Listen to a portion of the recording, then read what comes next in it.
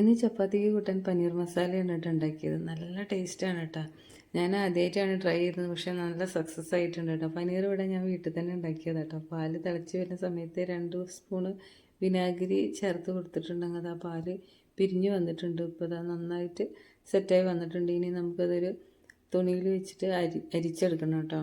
ഇത് ഞാൻ രാത്രിയാണ് ചെയ്ത് വെക്കുന്നത്. അപ്പം നന്നായിട്ട് വെള്ളമൊക്കെ പോക്കിയതിന് ശേഷം ഞാൻ അതൊക്കെ ഒന്ന് കെട്ടിയിട്ട് അതിൻ്റെ മുകളിലൊരു വെയിറ്റൊക്കെ വെച്ചിട്ട് സെറ്റാക്കി വെച്ചതാണ് കേട്ടോ. പിറ്റേന്ന് രാവിലെ ആയപ്പോഴേക്കും പനീർ നല്ല സെറ്റായി വന്നിട്ടുണ്ട് കേട്ടോ.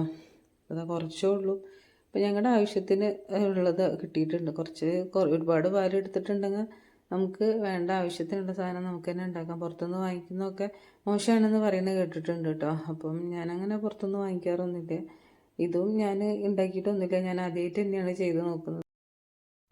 പക്ഷേ നല്ല സക്സസ് ആയി വന്നിട്ടുണ്ട് കേട്ടോ. ഇനി വെളിച്ചെണ്ണ ചൂടാകുമ്പോൾ അതിലേക്ക് വലിയ ഉള്ളി, വെളുത്തുള്ളി, ഇഞ്ചി, തക്കാളി ഇട്ടിട്ട് നന്നായിട്ടൊന്ന് വഴറ്റിയെടുക്കുക കേട്ടോ. അതൊന്ന് വഴണ്ട് വരുന്നതിന് ശേഷം ആവശ്യത്തിനുള്ള മഞ്ഞൾപ്പൊടിയും മുളക് പൊടിയും കൂടി ചേർത്തിട്ട് ഒന്നുകൂടെ വഴറ്റിയെടുക്കുന്നുണ്ട് കേട്ടോ. ഇനി കുറച്ച് മല്ലിപ്പൊടിയും ഗരം മസാലയും കൂടി ഇട്ട് കൊടുത്തിട്ട് അത് ഒന്ന് മൂപ്പിച്ചെടുക്കുക. ഇനി അതൊന്ന് മൂത്ത് വരുന്ന സമയത്ത് നമ്മൾ കഷ്ണങ്ങളാക്കി വെച്ച പനീറുണ്ടല്ലോ, അതും കൂടി അതിലേക്ക് ഇട്ട് കൊടുത്തിട്ട് അതൊന്ന് കുക്കാവട്ടെ കേട്ടോ.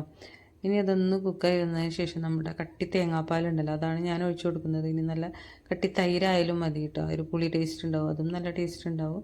ഇത് ഞാൻ തേങ്ങാപ്പാലാണ് ഒഴിച്ചു കൊടുക്കുന്നത്. തേങ്ങാപ്പാൽ കിടന്നിട്ട് അതൊന്ന് നന്നായിട്ട് വെന്ത് വരട്ടെ കേട്ടോ. അപ്പോൾ അതൊന്ന് നന്നായിട്ട് സെറ്റായി വന്നതിന് ശേഷം നമുക്ക് കുറച്ച് മല്ലിയിലയും കറിവേപ്പിലയും കൂടി ഇട്ട് കൊടുത്തിട്ടുണ്ടെങ്കിൽ നമ്മുടെ അടിപൊളി പനീർ മസാല റെഡി ആയിട്ടുണ്ട് കേട്ടോ. ഇനി അതിൻ്റെ കൂടെ